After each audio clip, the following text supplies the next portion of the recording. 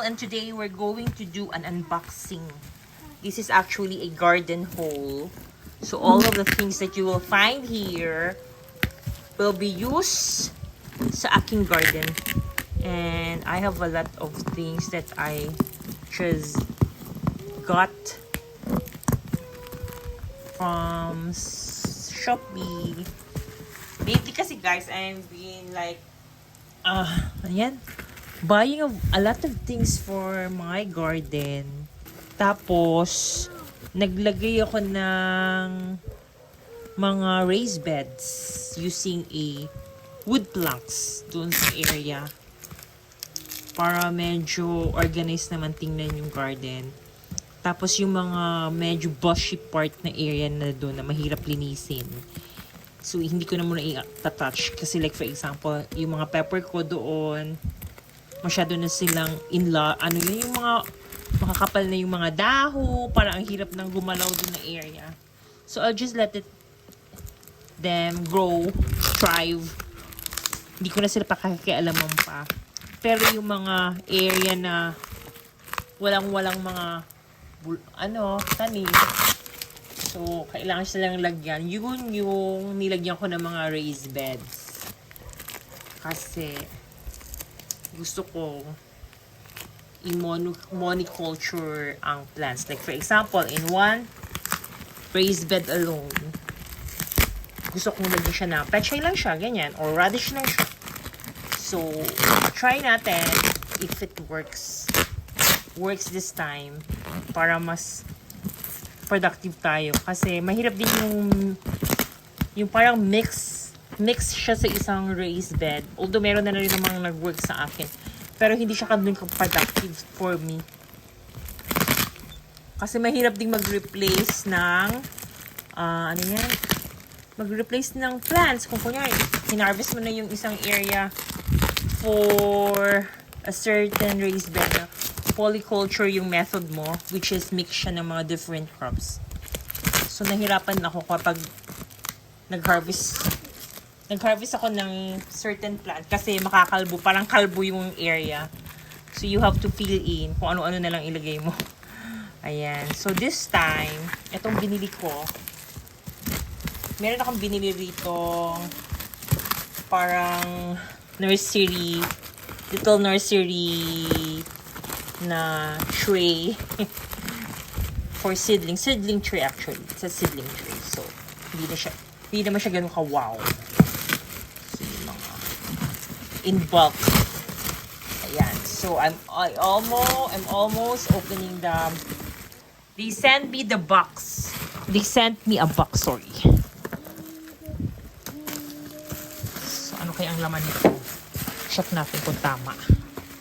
So, meantime, check nyo talaga guys. After na-deliver, i-check nyo agad. Kasi baka mali. Kasi marami na rin akong cases na fraud na mga items na nakuha ko online. Tapos iba yung dineliver sa akin. Especially ito ipangalanan ko na karamihan dito guys. Yung mga sa Facebook. So maganda talaga mamili kayo sa mga platform na talagang in detail yung name ng store. Tapos accredited siya, di ba? Hindi siya basta-basta ina-approve. Mahirap din pa magpa-approve sa mga online platform for selling. Kasi kailangan yan siya ng mga detailed information ng seller. So this time, ito, ang gagawin ko dito guys, this one, gagamitin ko siyang pang patay ng damo. So tatabon ko lang yan siya sa mga damo para hindi sila tumubo. Tsaka walang sand na magpa-penetrate. So mamamatay na yung dahon. Since marami naman akong ganyan, tatabon ko dun. Kasi doon, may nilagyan ako doon. Never na siya natubuan ng damo. Yun lang. Ito din ang ginamit ko. So, sayang naman, since marami naman tayong look at this. So, marami naman tayong nabibiling shopping online lately at maraming mga ganito. Itong mga black na plastic na to. So, might as well use them. Wow, what's this? So, they really put a packaging na marami. Why? I don't know. Let's check. Okay, here. So, the first item here is this one. Wow. So, binili ko to siya. Sinadya ko siya. Kasi aside from strainer siya ng soil, gagawin ko pang cover ko siya ng tanim para hindi siya kainin ng mga grasshopper. So, yung mga small like petcha, ito, pang cover ko. Cover ko dun sa mga petcha kasi pag malaki na, hindi na masyado nakakalbo o namamatay. Pag baby pa, so alagaan mo siya mabuti pag baby pa. So, ito, this will help sana. Sana this will help. So, it's a strainer. How many did I get? I ordered like 2, 4, 6. So, there are 6 of this. Okay. So, tama siya. And the next one here. This one is not for the garden.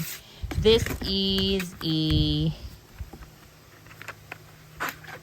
Okay, try natin. Yung parang, pag nilagay mo yung phone mo sa likod niya, lalaki yung screen. So, i-try natin. Gawan natin to ng video as a free video. Ayan, mamaya. Okay. Hindi natin siyan. And then, ito. What's this?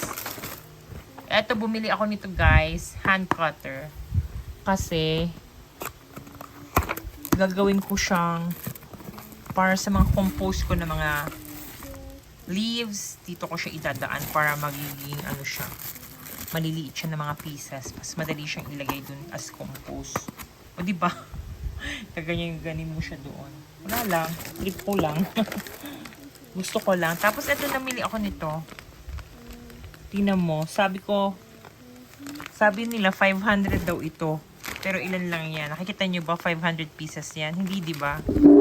So, nagoyo na naman tayo dito. So, this is wrong. Definitely wrong. Okay, let's count this. These two are supposed to be 4. 1, 2, 3, 4. Oops, may nakita pa pala ako. Ayan, meron pa, guys. Ayan. So, dalawa yan.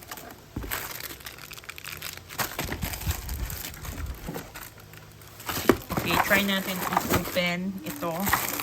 Kasi gusto ko magtanim ng maraming seedling. Aside from marami akong seeds dyan. So, kailangan ko ng seedling tray. So, ito kasi mura. Mura siya lately.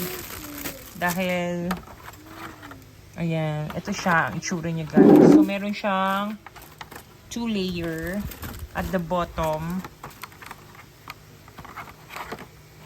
Tapos, meron na siyang sarili niyang, di ba maglalagay ka ng tubig na konti dyan. Tapos, ito yung pagtatamniman mo. So, di maiwasan kasi plastic. Ayan, nag-bend. Oy. Kaya talagang nag-double packaging sila. Para ma-secure nila yung plastic. Yan, ayusin na lang natin. Ayan.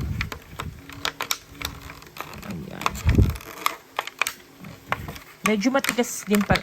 Matigas siya actually. Matigas yung plastic pala niya.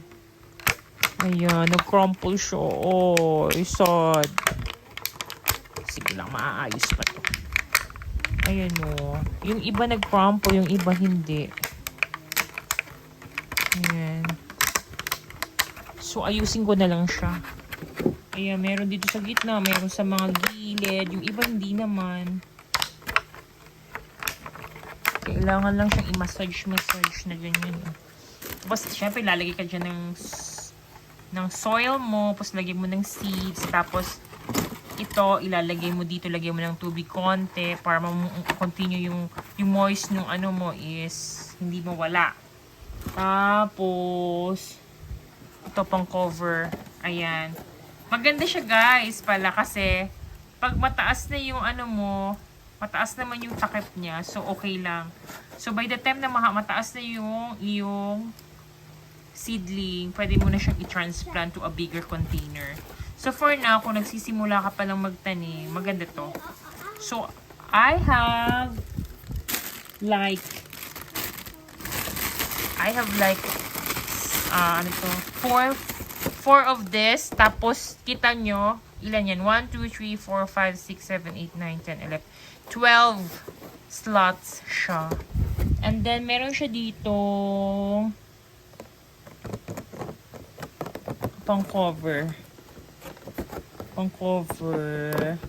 Sa cover, meron siyang this little piece of plastic. Siguro para just to control the humidity. No, 'di ba? Nice. This is nice. Try natin, guys. So, pwede na ako mag-start magtanim ng ganito. Ay. Okay. So, syempre, expect mo talagang may mga dent yan kasi plastic lang naman siya. Ayan. So, I think okay na rin ako kahit pa paano. Hindi naman ganun super mahal. So, gusto ko lang siyang i-try kasi nakita ko kasi yung height niya, yung taas ba, tapos naka-cover siya. Safe talaga yung yung seedling mo. Kasi madalas dito, guys, pag nagtanim ako, pagka kinabukasan kanya, tutubo na yung seedling, di ba? Pagka kinabukasan, wala na, naputol na siya, may kumain. So, i-try natin ito. Safe kasi may cover. So, i-try natin. Tanim na tayo ng marami.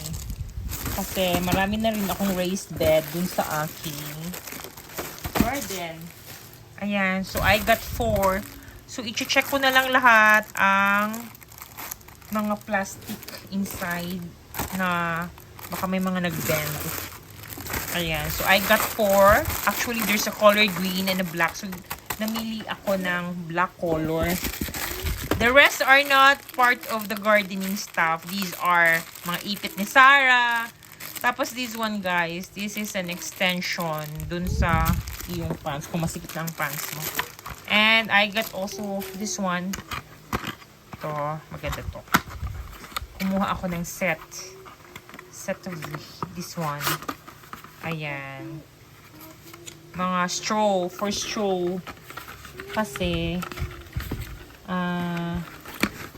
para hindi na ako pag kunyari, uminom ako ng magsustraw ako. Hindi na tayo nagkukos ng basura sa environment. Kasi, lilinisin mo na lang. So, meron siya. It comes with a brush and tagdadalawang set siya. Ang isa naka-bend, ang isa straight lang siya. So, yan. So, your own straw, plastic straw. So, yan yung mga na-haul natin today. Mostly are for garden and the rest are Sarah's personal use. So, until here na, guys. Salamat sa pag-watch ng aking mga videos. Until then, bye-bye!